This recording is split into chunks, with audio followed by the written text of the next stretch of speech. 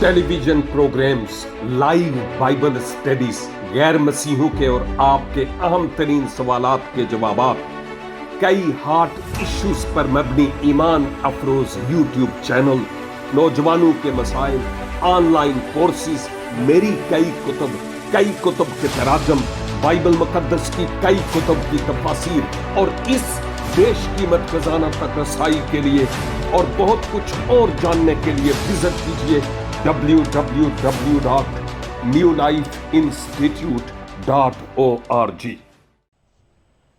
इस धरती ते बहुत सारे लोग ने ਜਿਹੜੇ ਬੋਝਾਂ ਦੇ ਨਾਲ ਭਾਰਾਂ ਦੇ ਨਾਲ ਦੱਬੇ ਹੋਏ ਨੇ, ਭਾਵੇਂ ਕਰਜ਼ ਦਾ ਬੋਝ, ਭਾਵੇਂ ਖਾਨਦਾਨੀ ਪਰੇਸ਼ਾਨੀਆਂ ਦਾ ਬੋਝ, ਔਰ ਕਦੀ ਕਾਰੋਬਾਰ ਦਾ, ਕਦੀ ਪੈਸੇ ਦਾ ਫੁਕਦਾਨ ਤੇ ਬੋਹਰਾਨ, ਤੇ ਸਮਝ ਨਹੀਂ ਆਉਂਦੀ ਕਿ ਇਹ ਮੇਰਾ ਭਾਰ ਚੁੱਕੇਗਾ ਤੇ ਕੌਣ ਚੁੱਕੇਗਾ। मैं ਤੁਹਾਨੂੰ ਇੱਕ ਗੱਲ ਦੱਸਾਂ, ਮੈਂ ਇੱਕ ਇਹੋ ਜਿਹੀ ਸ਼ਖਸੀਅਤ ਤੋਂ ਵਾਕਿਫ ਹਾਂ ਜਿਹਨੇ ਮੇਰਾ ਭਾਰ ਚੁੱਕ ਲਿਆ ਹੈ, ਤੇ ਜੇ ਕਦੀ ਤੁਸੀਂ ਵੀ ਉਸ ਸ਼ਖਸੀਅਤ ਦੇ ਕੋਲ ਆ ਜਾਵੋ ਤੇ ਉਹ ਤੁਹਾਡਾ ਭਾਰ ਵੀ ਚੁੱਕਣ ਲਈ ਤਿਆਰ ਹੈ, ਤੇ ਉਹ ਹੈ जिन्हें यह गल आखी है,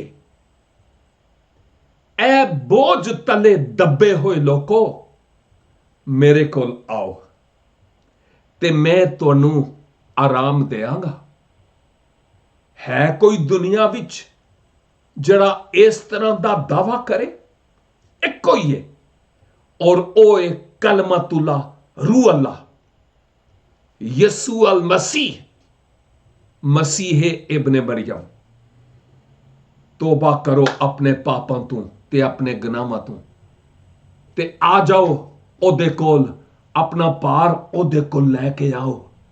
ओ तुहाडा भार चुकन लई अज भी तैयार है, लेकिन ओनू आजमान लई नहीं, ओदे ते यकीन ते ईमान रखदियां होया। खुदावंद सानू इंजी करन दा फजल बख्शे। आमीन। God bless you.